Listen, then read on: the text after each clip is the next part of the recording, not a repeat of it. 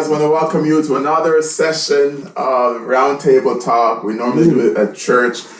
Today we're doing it in my basement. We do not have the round table. And we have some special guests. They're going to tell us about themselves in a minute. They're going to tell us their name, where they're from, and just a little bit about how they were raised and their household.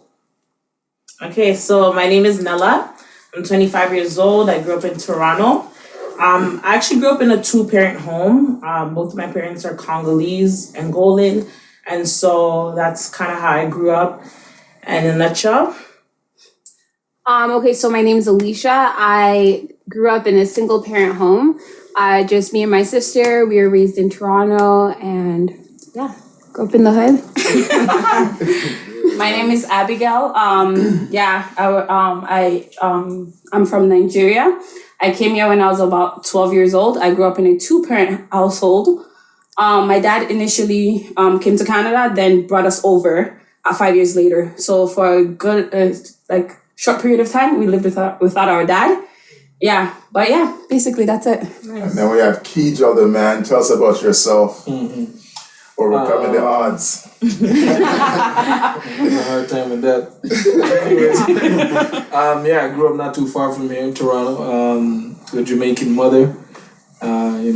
Impoverished neighborhood, typical hood life, exposed to violence, exposed to poverty, and thought I grew up with a disadvantage in life, but overcoming the odds over there. Go to your Instagram, Overcoming the Odds. Find them on there. Obviously, I'm Gary, that's Pastor Shamar and Pastor Jelson. And so we're here today. We asked these guests to come on to tonight's topic because there's so many issues that's facing the world right now. Obviously, everyone knows about the George Floyd issue and all that's happening in the United States, the race war, or if you want to call it that, or just the riots and the looting. And there just seems to be a very strong racial tension right now in the United States. And I don't really want to focus so much on that tonight, but I think what we want to focus on is really just the Black community, right? Yeah. What can we do to be successful in the Black community? What can we do to kind of get ahead? Just kind of maybe even send a positive message to people like, listen, you know what? You can make it no matter what odds you're facing, how difficult it is or challenges you face, that you really, really can make it. So let me ask you guys this question. What are some of the issues that you guys think that's plaguing the Black community? One of the major issues I would say that's plaguing the community, and I see this in a lot of the people that I grew up with especially, is that there's a lack of a father figure in the household. Almost every single person I grew up with didn't have their father at home. Some of them didn't even know their father. So I believe that's a major issue within the Black community, is not having that male figure. Another issue I would say is financial literacy. People not knowing how to manage their money, what to do with their money, how to invest, how to stay out of debt. It just feels like Black people are always doing crazy things with their money. I heard a statistic the other day, and it said that the average Black woman would have a luxury vehicle, whereas the average white woman wouldn't, even though they're only making 1/10 of the income of the average white woman in America. Which is insane. So it just goes to show where people are prioritizing their finances and things.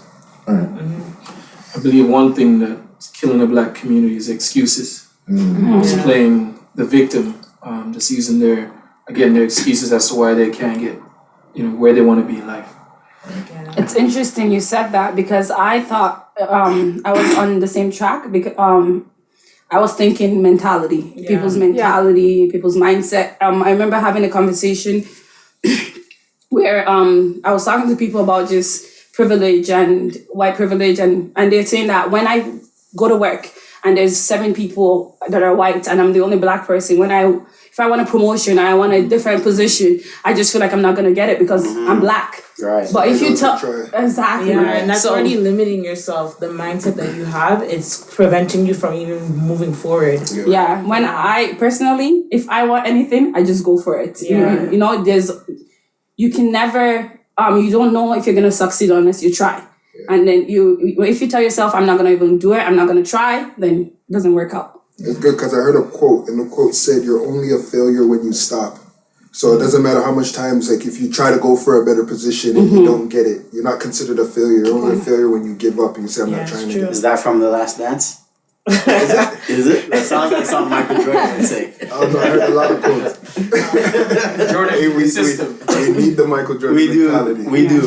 Yeah. Definitely. I agree with what Shamar was saying just about how we're lacking, fathers in the home. And I think that plays a huge role because Black people, especially males, don't have that person to look to as their example. And kind of like on the mindset thing, I feel like Black people are not being taught to work hard. So yes, we see that, okay, maybe there's systemic racism. Maybe you're being hindered by this or the other, but that doesn't mean you don't have to work hard. And I remember hearing a quote that said, the only place you see success before work is in the dictionary. Right. And I was like, that really hit me hard. And I always tell my students, like, even if you have to work harder, work hard anyways. Right. Yeah. Right. So obviously you could talk about systemic racism. I mean, there's opposing opinions, there's educated people on both sides of the fence.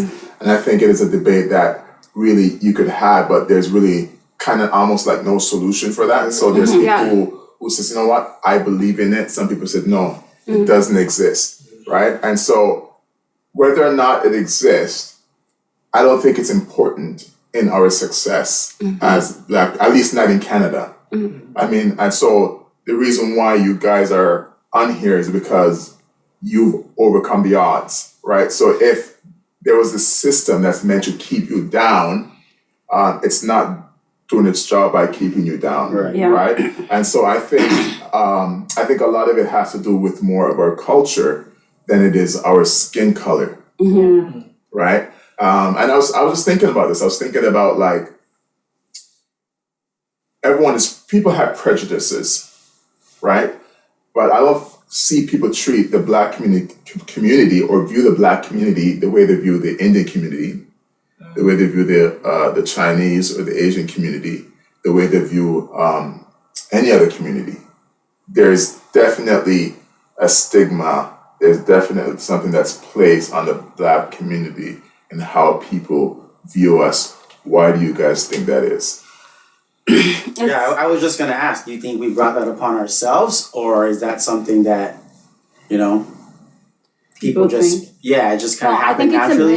I think it's a mix of both. I think that yes, obviously, when you look at certain stereotypes, a lot of Black people are living up to those stereotypes. So I think it's a mix, but I also think that we can go back generations to when racism even started and all that. And I think that there is generational racism, just like there could be generational curses or generational. I feel like that's something that's passed down and embedded in certain mindsets. Right. Interesting. I think though that Black people do have negative connotations to Of them. themselves. Yeah. No, and generally speaking, like when you if I hire a Black person, like there's just they're gonna give the customers attitude. There's certain things because I guess you could say it's because of how they've been where they've grown up. Like they feel like they have to defend themselves, or like maybe they have the attitude, but they bring it to their workplace. They take what they've learned at home and bring it into their professional settings. Yeah. And therefore they almost like what the world sees of Black people. And then you also look at the media, how Black people are represented in terms of like the music, whatever it is. So people don't there's not really a lot of positive role models for Black people or connotations. And if you think about the media and how Black people are being represented to people who are not Black, imagine how Black people feel about themselves seeing that. Like they see themselves in rappers or in the people who are selling drugs or in people who, so that's what they're going to follow. They see themselves there and that's what they're going to follow. I'm not trying to give excuses, but I feel like if that's their example, this person looks like me and this is how they act, that's going to be passed on. But whose fault is that though? Yeah, I think that's because it's about pointing fingers. Sorry. But I think it's a lot of the times those things happen is because those people lack a positive role model to look up to, right? Like, I grew up in a 2-parent home, very African. Like, I never really knew about that culture until I started going outside, playing with people. But I was always taught to be respectful. I was always taught that, go to school. Like, my parents came from Africa, and that was like embedded in us. Go to school. You need to work hard. you know, and it's until like, you know, you make friends or whatever the case that you feel like, okay, I don't really care. Yeah, this is what it is, right? With with your question in terms of, because you're saying why is it that the black community almost gets more backlash than every other culture? One of the things I notice is with black people, where they succeed is within art or entertainment, sports. So what happens is that black people, they're in the public eye a lot. So they're easier to be criticized over every other culture. So what happens that people see all the flaws within the black community, because if you think of urban culture, most people's minds are gonna go to the black community. Yeah. And they paint what urban culture is. So then now everyone sees what urban culture is and they're able to criticize based on what we show. Right. I like the question you asked, like whose fault is that? Because people are still, you're surrounded by a culture. You have negative influences, like what you were saying. People that you look up to are negative or whatever, but you still have personal responsibility. Right. Yeah. You still have the choice to say, okay, you know what, I'm going to live my life like this, or I'm going to live my life like this. I think for me, back to the question you asked initially, for me, what really set me free was salvation. Getting saved and being brought out of the world into the kingdom culture. And that's where I learned, that's where a lot of these things that really plague the black community, because I grew up in a home which is just my mom working hard to take care of me and my sister. Right, we grew up in the ghetto, like what Keidra was saying. You're hearing gunshots on a regular basis, all these things. And I was really down that path. But what set me free was salvation, changing. I made a personal decision to change my culture and change my atmosphere. Right. Yeah. Right. You know, it's interesting because I think obviously I think most, if not all, of our parents came here as immigrants. My mom came here. She actually came here illegally. She left me when I was 6 months old in Jamaica, but she came here. She worked very hard. Right. She got her papers and she brought me up when I was 10 years old. But I remember living in Driftwood. And it was just a really bad area. My mom didn't want to make sure that we didn't get caught up with the wrong company, with the wrong people. And she worked so hard. And she bought a house in Brampton and moved us out of the hood. And that began to change my perspective, began to change. One is it exposed me to different types of people who went to school and wanted to have good grades and wanted to be on their own role and wanted to be successful. So I think definitely your community plays a huge role. And my mom is she's successful. She beat the odds, right? And I think, she wasn't a party woman. I saw the sacrifices that she made financially, and she's like a hero to me. And I think a lot of times is, we like to blame the system. We like to blame other people. But I think a lot of our failures has to do with us. It's really our responsibility. I don't think the system is against us to the point where we cannot succeed in what we want to do and what we want to accomplish in life. I don't think it is. I think a lot of it is just our attitude. Absolutely. It's just our attitude. Let me ask you guys this. If, for example, if you're to choose to live in a community, an all-black community or an all-white community, where would you live? Hey, I'm loving it. I'm loving it in Oslo right now. I'm gonna give a political answer. I love to live in a all-black civilized community. Yeah, I'm with that. That's Yes. Because I personally love black culture. Me too. I love black people. We have good food. Right? I don't want to put my kids in the hood. Honestly, I feel like I want them to be a little bit exposed to the hood. Like, I don't want them to think that they're like gangsters coming from like Milton or like, I don't even know, I've never been to Milton, but like, but I don't want them to feel like those kids, but I want them to be around black people, but educated black people who are successful You know what with happens their With their lives. lives. As soon as you ask that question, everyone's mind thinks the hood when they think of black people. It's That's true. why, but that's where we all came from. Why? We all, But look, we all came from there. I didn't come from And we Because that's anytime a black person makes it, that's what's glorified in their past. You're from the hood. It's true. I did this, I did that. So I guess it's just something that, and that's the thing with black culture. We highlight the wrong things. That's antisocial. That's not ethical in most parts of the world. So that's why people associate us with violence, crime, and that stuff. Go Sorry, ahead. I just wanted to make a point. I also feel like Black people are not united. In terms of like we're not like everybody for themselves. For example, when a Black person makes it, like they're doing well. There's a lot of Black people that are doing well, but we don't see that. We don't know. No, people are not aware of that. Right. But They're not sharing it's those insights. and it's not like Yeah. like everybody, let's come to like They I'm don't- gonna Just a get question, They though. don't care for their own. Do we? I know it'll probably be hard to answer this, but do we see that within the white community? Because white communities have families. Yeah. And they help their families. Yeah. But most Black people, at least in our context, they only have single parent households. So we're thinking now we need to help our friends when we make it. But do we see that within the white community? We don't Maybe know. Jewish We or wouldn't know. something. They support I them know white financially. people. And depending, Families. like for instance, I was at a, sorry, do you want to No, said she knows what. No, I'm saying no. I mean, You're like, we wouldn't know. I We don't- wouldn't know. I We have no don't- I idea. don't know because you're just not close to a lot of them, right? Or you don't ask them these questions to find out exactly what they're doing. So I can't pass a judgment on that. I have a coworker that said that, you know what, I won't say it. But he said, gonna be what? one of the things, hopefully, We're going viral. when he met his wife is a certain ethnicity. At their wedding, they broke even. His friend got married the same time. He was able to buy a house from his wedding. So you see the support, just financially. Whoever came to his wedding, white guy, people give enough money for the man to put a down payment on the house. This guy said, we broke even. Yeah. So you may not see them verbally come out on a united front, but they do financially. Like, yo, go give him, I guess depending on the culture. But Indians Yeah, are very because white united. is broad. Yeah. White is very like I feel like an Yeah, Italian person it is is. totally different than a Yeah. Canadian white That's person. right. Yeah. It's Different totally culture. different. That's Yeah. true. It's very But it's the broad. same for Black. No, but to answer his question, Africans, Yeah, they brand all But this. only They to brand answer his all question. this. African versus Yeah. Caribbean. Yeah, that's one thing. Indians can't tell the difference. That's one thing I must say about the African community, though. They have a very a strong family structure, Right.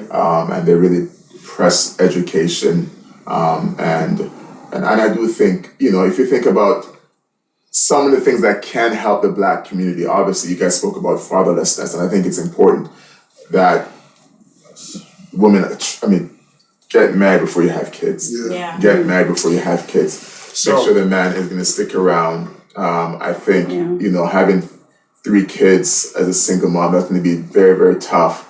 It's going to be very, very difficult for you to parent those kids. And they're already at a disadvantage Yeah. versus someone's coming from a 2-parent household. Their parents are investing in their education, and so, 2 income is a huge deal Right. in the GTA. Right. And if you're just a single mom, it's going to be very, very difficult for you. And I think that's one thing with the African community, one thing I noticed versus the Caribbean community is that they really stress the importance of family and the importance of education. I'm glad you brought that up. I heard something earlier this week, and what they said was, if you want to be not just okay, but literally in the middle class, you only have to do 3 things. Graduate high school, Oh, I heard this. don't have kids out of wedlock, and work a job. Yeah. You do those 3 things, and you'll be in the middle class. hallelujah. So, but you gotta think about that. That sounds so easy, right? It sounds so easy, It sounds so easy. And again, the system can't prevent you from doing that. Exactly. The system is not gonna stop you from getting married. Right. The system is not gonna stop you from graduating high school and having kids within marriage. The system is not gonna stop you from doing that. So I think again, what we're fighting is not necessarily the system. What we're fighting is ourselves. Yeah. Is our mentality. Yeah. Right. I think that is definitely the number one issue that we're dealing with. I was Go ahead. I was gonna ask you, like, okay, so I understand that you said it's our mentality, but think about it. You're coming from a single parent household. So you know, like your mom had you outside of wedlock. How there's breaking that chain, because now it's bigger than our personality, our attitude. It's bigger than ourselves, into it. basically, because now you're there and you don't have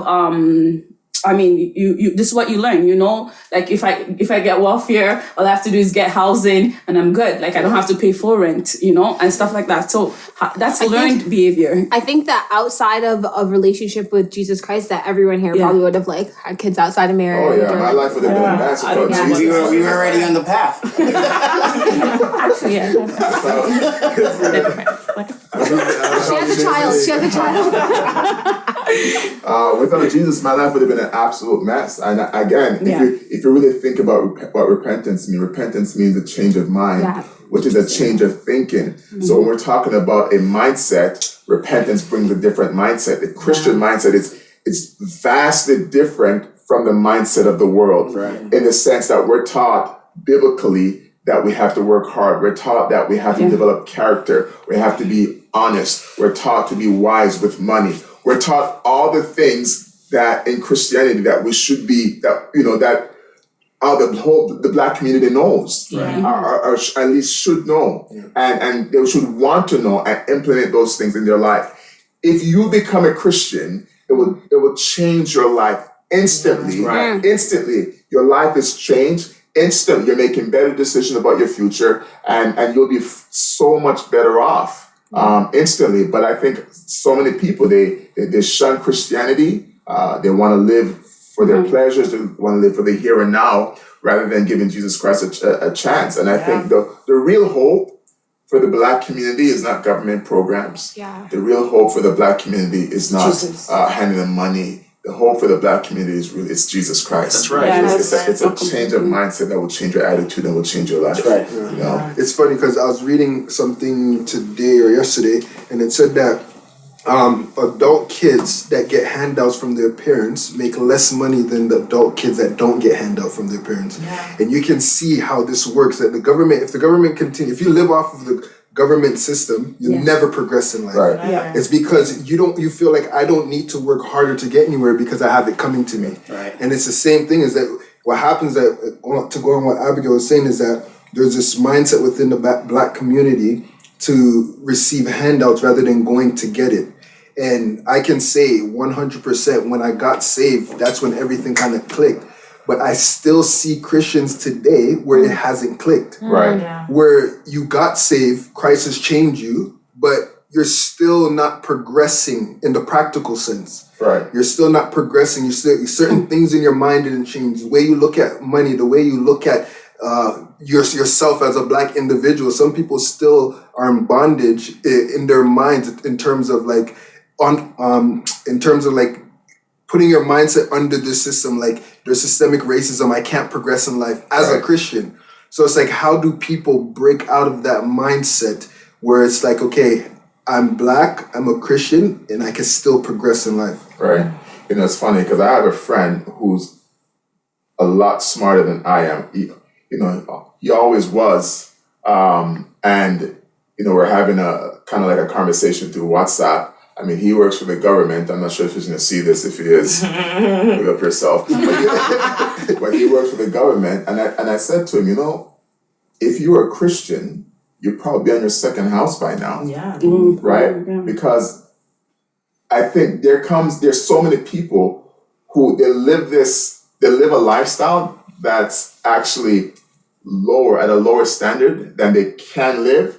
But the truth of the matter is, they don't care. That's exactly that. They really don't care. It's like when I was a sinner, I didn't care. I didn't care about credit score. I didn't care about having good credit. I didn't care about having a good driving record. I didn't care a house. I don't care about that. I'm going to have fun, and I'm going to like what I'm doing. I'm going to enjoy my life. And so there's people out there. That's what they say. I'm going to enjoy my life. They don't care about the future. They don't care about laying up an inheritance for their family. So it's very difficult to change people's mind or even people's behavior when their mindset is of that nature. I don't really care. So what? Nothing you're telling me is I don't care. And I think those people, a lot of the reason why some people are not successful is because they don't have any goals. Like even myself, like when I was in the world, I was living very aimlessly. I didn't have a vision for where my life was going. I didn't have any goals.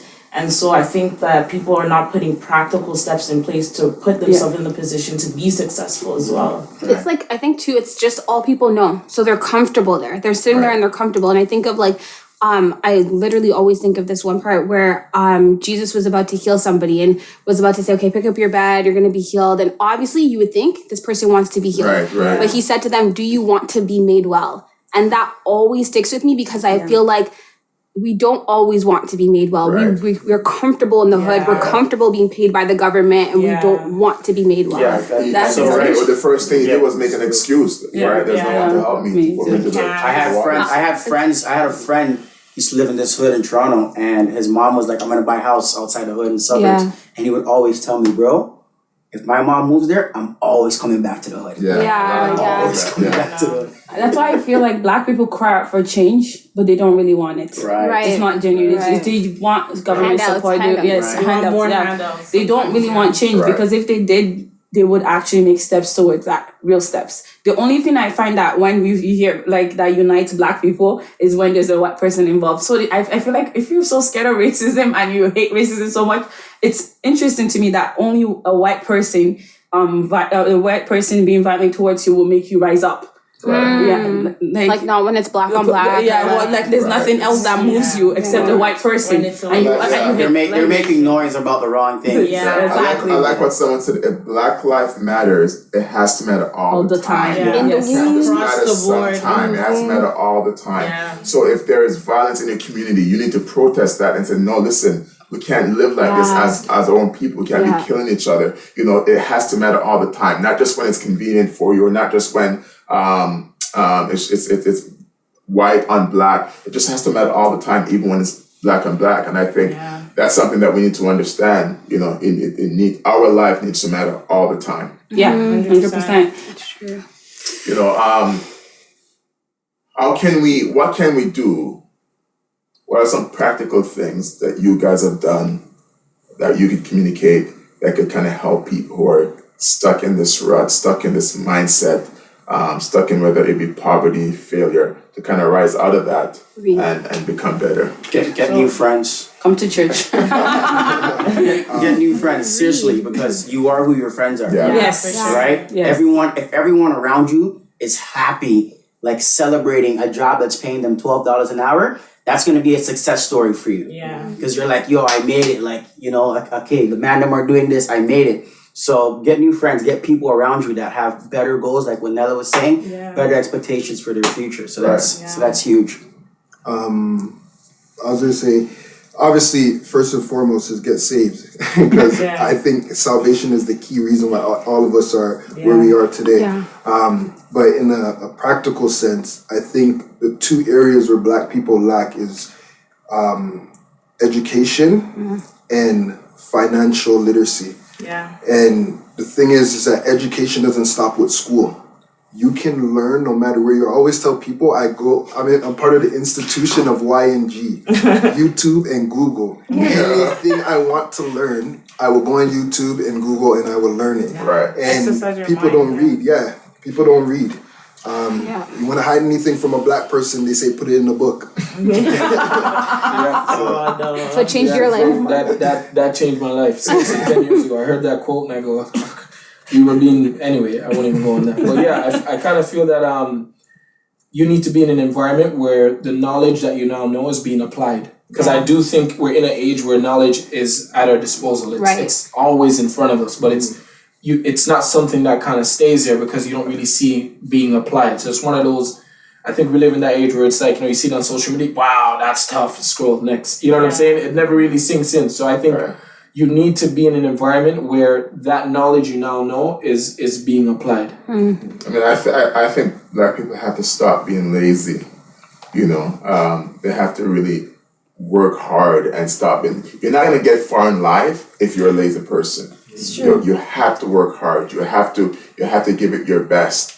And I think there's like just way too many lazy and complacent people.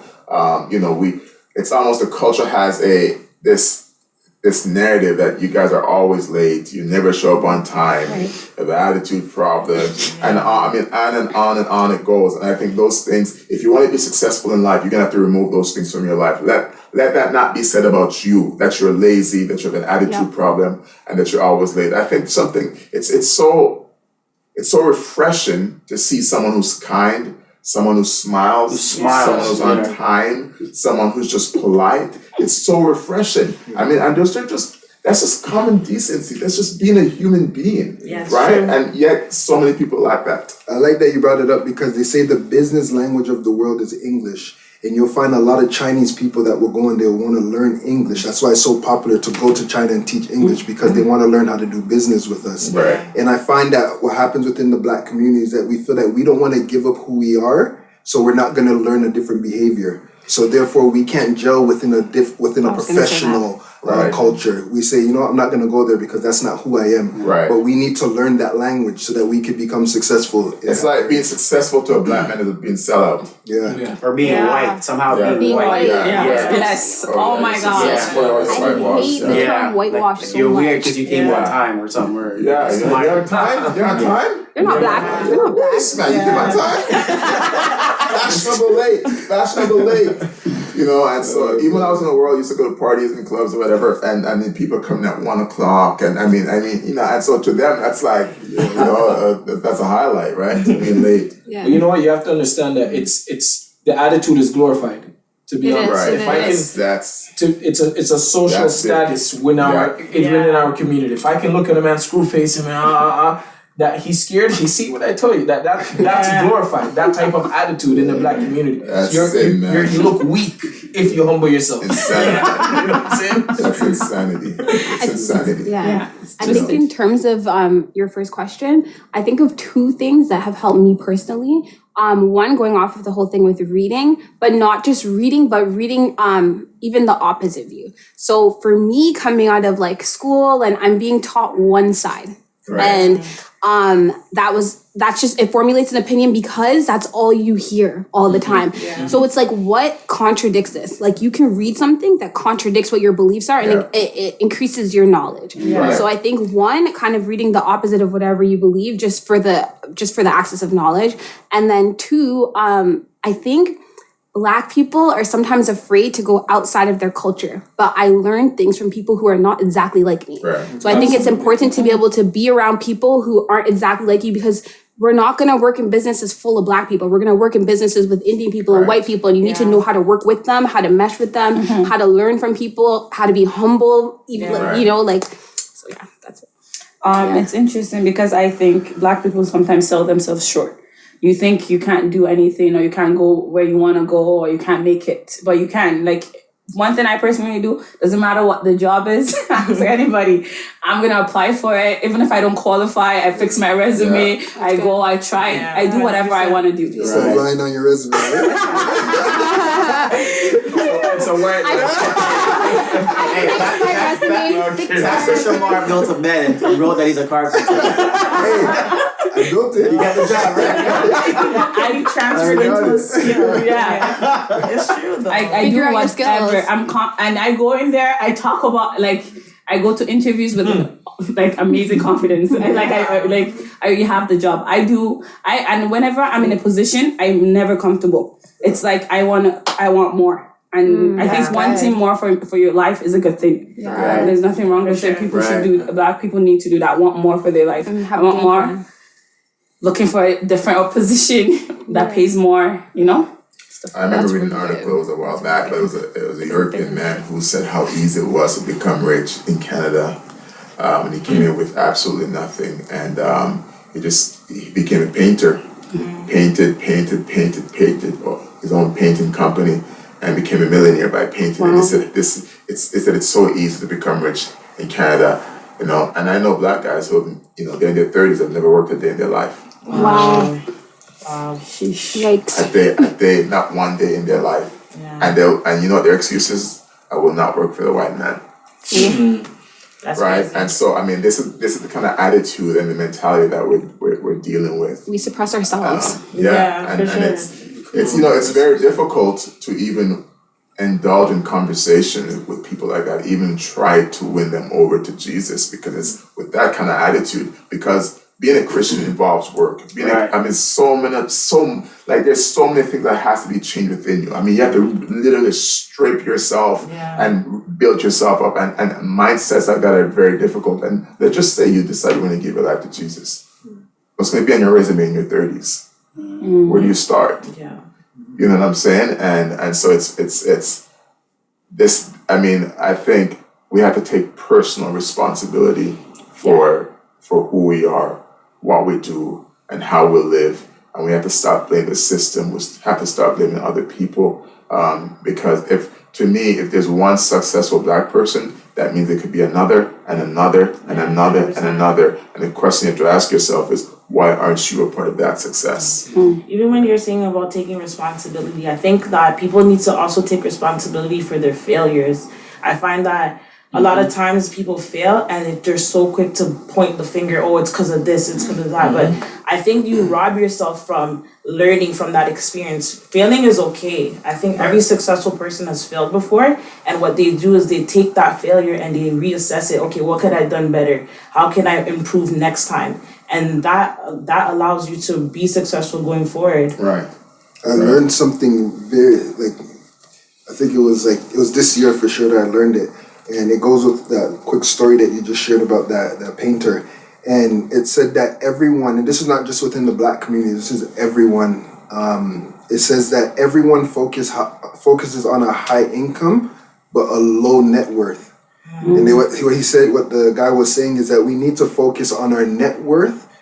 And yes, the income will get there, but the focus needs to be on our net worth, because you can have a high income, but you're still in debt. Right. Yeah. And I remember this, even after getting saved, it's like I need a good paying job. That's what my mindset was. Right. But now it's not like I need a good paying job. Now I need to build my net worth. Right. Right. And the mindset needs to change. Dave Ramsey. It's not always how much you make, it's how much you keep. Yes. Right, it's how much you keep. And unfortunately in our culture, if you're trying to keep up with the hip hop culture, it's going to be difficult for you to keep money in your pocket. So if you're going to have the name brand, the brand new shoes, and, you know what I mean? It's funny because, I mean, when you look at rock stars, right, that culture is not really big on fashion. Yeah.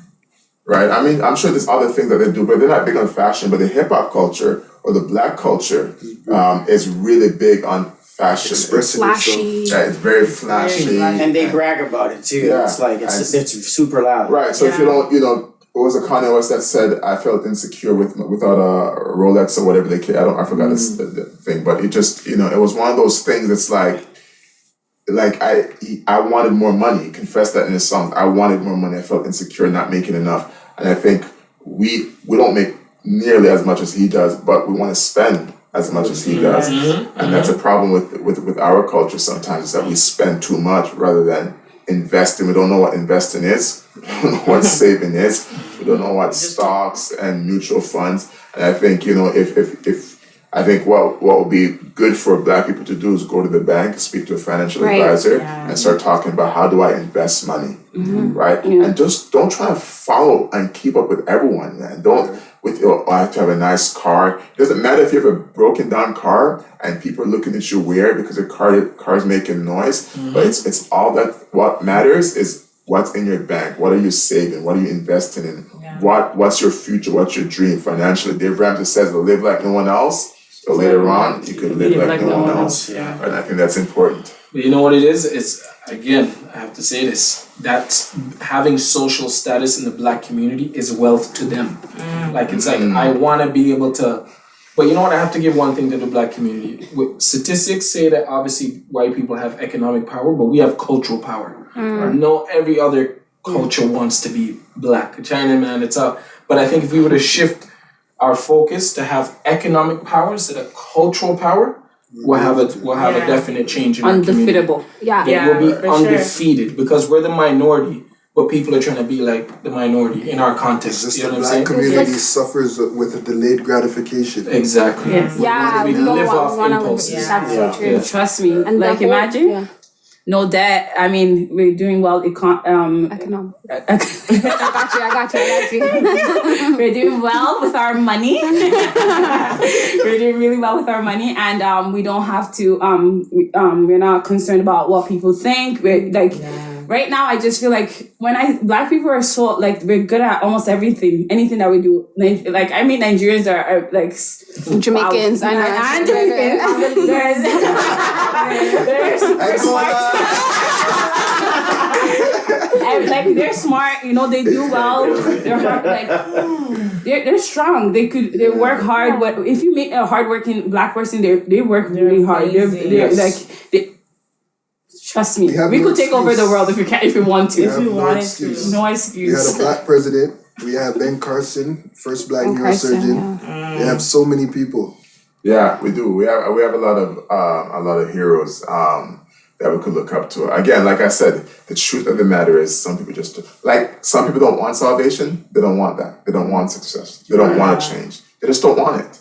You could preach it down their face. I mean, they do not want it. They don't care to watch a YouTube video to better themselves. They don't care to go to a financial seminar. They don't care to go to a parenting class. I mean, they don't care. They're just stuck in this rut. This is who I am. This is my culture. I'm loving it. I'm having fun until the day I die. Yeah. And that's very sad. I have a question though, because I think one thing that, again, okay, look at the black community, especially us. Let's just say you're not African, okay? You've been stripped of your name, your culture, you've been stripped of your language. Obviously, the hip hop culture, we've created our own identity within it. So almost like they feel like there's a stronghold, like they can't leave the culture. Like, what do you say to someone that feels like, yo, if I leave this, I leave who I am? You're not. Yeah, I mean, you're not leaving who you are. You're leaving some bad patterns and some bad behaviors, but you're not leaving who you are. And if you leave this, I guarantee you could find who you are with people like you, but they're doing something else, right? They're not. Not everyone is living in the ghetto. Not everyone wants to remain in the ghetto. Not everyone wants to live that lifestyle. There are good black people who came out of that and they're living well. And you can meet people like that, right? And I mean, not all your friends have to be black. You can have friends from all over the world, from all different backgrounds. And I think, you're doing yourself a disservice by not really exploring your options. Yeah, I don't think we have to leave the culture because I'll say everyone in here still has the black urban culture, but we're still moving forward. Well, we're saved. We're saved. That's the biggest difference. Yeah. The biggest difference that we're But saved. even people, I know people that aren't saved and they still have the culture, but they know I need to get out of here. They get out the hood, they move up north and they buy houses, they build wealth. So in the practical sense, we can still keep the culture and still have a different mindset. Yeah, you need a vision too. Yeah, for you to think that that's who you are, there's an identity crisis because that's not who you truly are. Or that's not who God created you to be. Yeah. Right. Yeah, that's true. So that's it's funny because as we wrap this up, I want to talk about reaching the black community because I think it is natural for you to want to, and I mean reaching, I'm talking about with the gospel. I do think it is natural for you to want to reach people of your own kind. Right. I get it that we have to go and preach the gospel to every creature all over the world, and we should do that. We don't discriminate in terms of preaching the gospel. Everyone needs to hear the gospel because the kingdom of God is multicultural. Heaven is going to be multicultural. The New Testament church was multicultural. And it was just, Jews and Gentiles and Greek and all gathered together. And so, but I think there is a natural desire for you to want to reach your own people. Yeah. I think I heard Nigel Brown preach about this, but he was talking about how Moses, when he saw an Egyptian fighting a Hebrew, that Moses killed the Egyptian.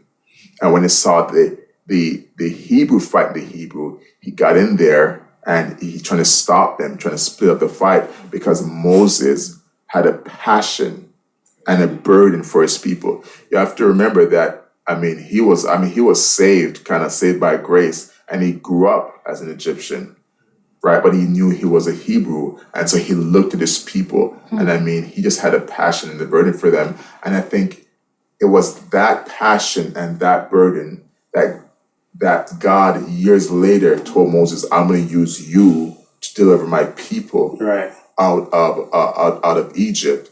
And I think the thing that we miss is that the reason why God probably chose Moses is because God knew Moses' heart for the people. Right. He's not going to give up on them. He's not going to, as they were stiff-necked, they were rebellious in the wilderness, but Moses is not going to give up on them. He loved his people.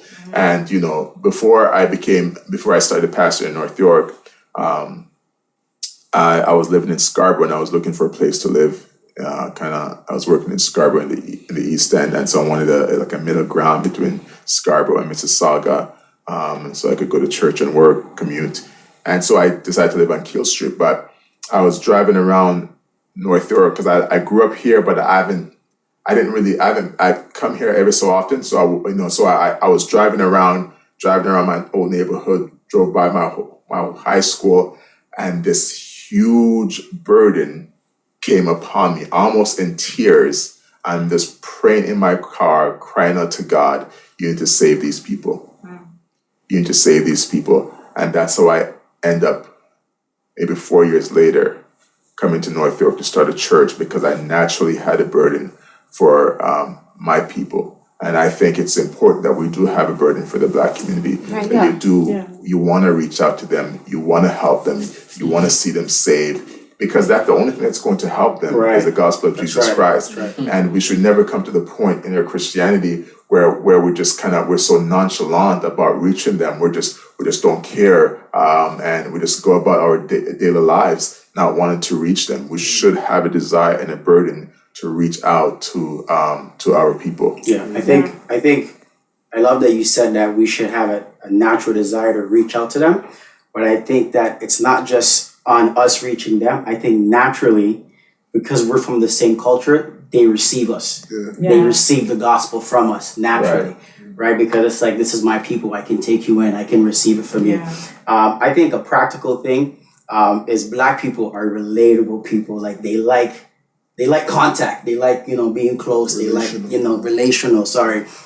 They like being close. They like that closeness. I remember when I first got saved as a young convert, one of the things that really kept me is just, you spending time with us, Pastor, and just, you weren't that good, but you used to cut our hair and things like that. Things like that. Experiments. And it's just like, yo, why is this Black man cutting our hair? It's just like, he relates with us. Like,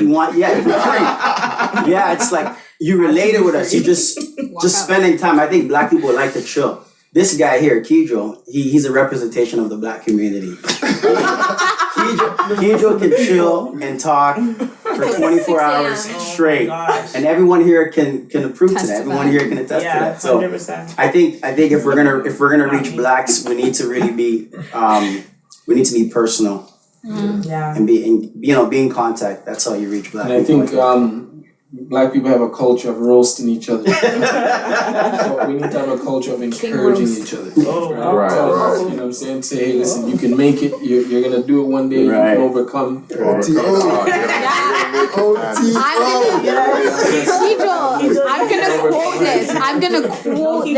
The next change you want to see. Hey, you're right. You are King Rosalot. It's true. It's you gotta I think to love yourself means that you love where you're from and you love your people. Yes. And I think it really does mean that you really have a passion for them. So I mean, if you're watching this and you're stuck in the ghetto, you have ghetto mentality, ghetto attitude, I want to tell you that Jesus Christ can change your life. Amen. He's changed all of our lives. He gave us hope and destiny.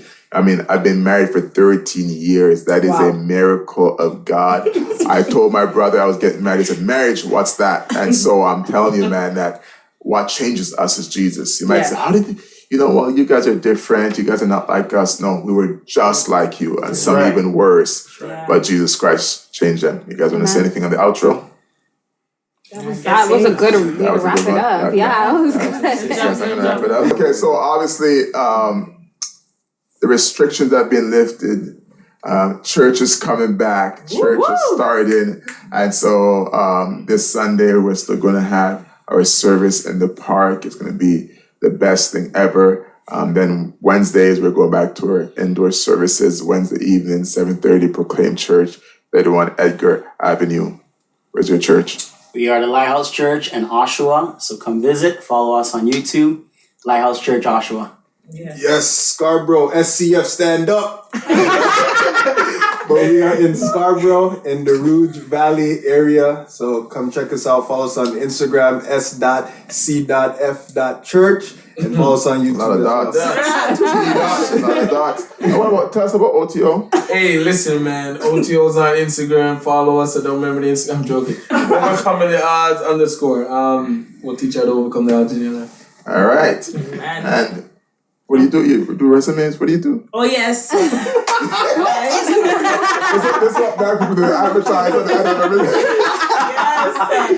Shout out my business. So basically, if you need resumes, I prep resumes, cover letters. I also teach people how to prepare for interviews, which is very, very important. So hit me up. And speak French. And aren't you doing French? Yes, I'm tutoring going to as be well? teaching French very soon to adults. Bonjour. Yes, bonjour tout le monde. Okay. Yeah. Very good. Okay. And you're a teacher. Yeah, Educated the youth. Yeah. You can't come to my... I'm actually a child and youth Can't bring worker. up her school right now. I'm changing schools. I'm a child and youth worker. I work with the youth. I just want to shout out my church too, 6915 Dixie Road if you live in the Mississauga area. And Very good. Very good. Church 180. And you want to be a police officer, and so you want to get laser eye surgery. Yeah, oh, fund me. Okay, yes. So she wants to get laser eye surgery so she can be a police officer. I think that would be a good thing for you. We need more women police officers. Yes. Especially like you. And black women police Yes. officers. Someone to rough up the men. No. So that would be great. Thank you guys for tuning in. So appreciate you. And we'll see you at church. May God bless you. And we'll see you in the next one when we don't know. God bless. Peace.